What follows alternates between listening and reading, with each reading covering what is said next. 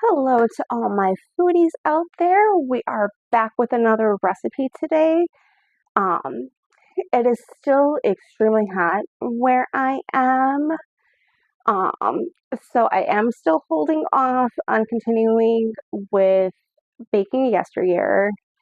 Um, I still just can't justify having my oven on um, for an hour when it is as hot as it is.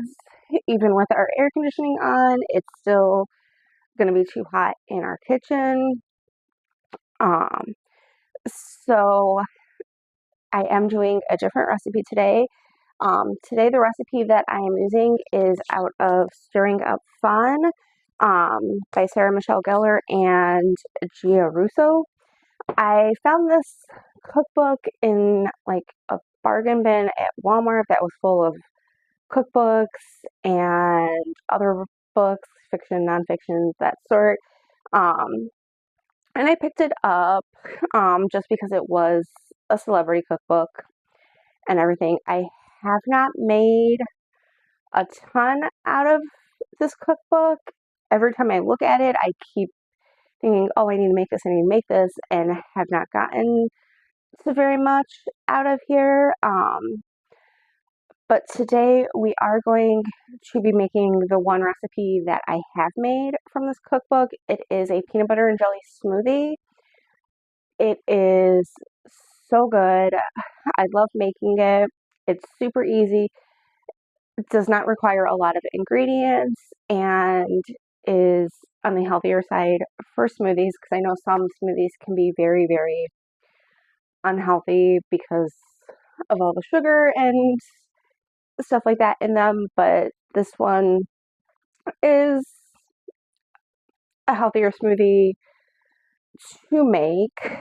Um, it doesn't require a lot of ingredients, and like I said, it's super easy and super good. Tastes just like a peanut butter and jelly sandwich, even though there is no jelly in it. Um, so let's get started. All right, so this is everything that we are going to use to make our smoothie today. We've got some frozen blueberries here, some plain Greek yogurt, a banana, peanut butter, and honey. Um, Basically, I'm just going to throw everything in my blender and mix it up. Um, and I will be back. All right, so I put everything in the blender and I mixed it up. I did add a little bit of water to my smoothie just because it does tend to be a little bit thick without the water in it. Let me pour this in a glass and I will be back.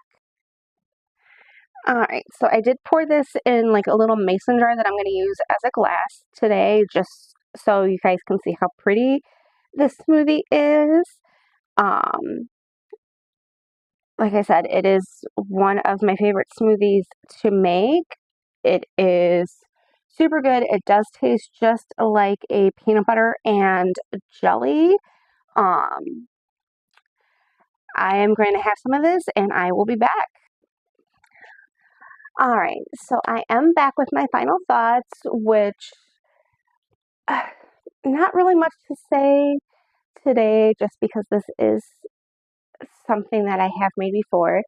I do really, really like it. It is a nice, refreshing smoothie. You can make it as a meal.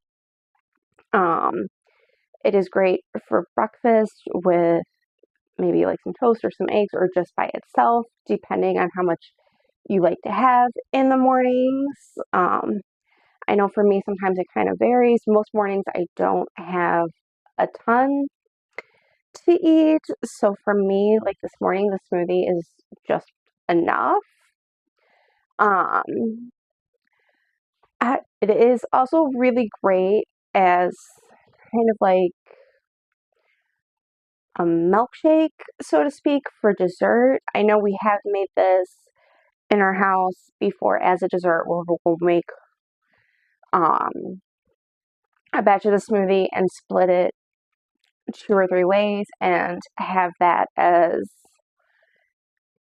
a dessert after a regular meal, and it's enough. Kind of makes me feel like I'm having a milkshake even though I'm not, and everything. It does really taste like a peanut butter and jelly sandwich, even though there is no jelly in it.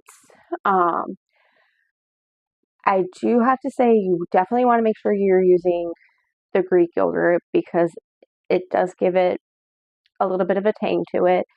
Um, I've made this with vanilla flavored Greek yogurt before, because that's all I could find at the store, and it did turn out great. It was like a little bit sweeter than it is with the plain Greek yogurt, and I do prefer to make it with the plain instead of the vanilla yogurt, just because it is not as sweet. You do get a lot of sweetness from the blueberries and the banana and the peanut butter and the honey. So you really don't need that extra sweetness from the yogurt. Um, but if you have vanilla Greek yogurt at home, you can definitely use it. It'll be fine. Um, you might be able to get by with like a blueberry yogurt too. I have not tried it. Like I said, I typically stick to the plain, and then if I can't find the plain, I do use the vanilla yogurt. Um, but it is best with the plain, at least in my opinion. It is plain best with the plain, and that is what the recipe calls for. Um, so that is definitely what I would recommend using. The only thing different with the recipe that I do recommend is also adding a little water. And she did put a note in the recipe saying that you can thin it down with some water if it is like super thick. Um, I have not made this where I have not had to make or add water to it. So that is definitely something I recommend doing just from the start. Um, but overall, it is a great smoothie to make. Super easy, super quick, great for really hot days like today is going to be. I know it was already in the 70s at like 7 o'clock this morning here.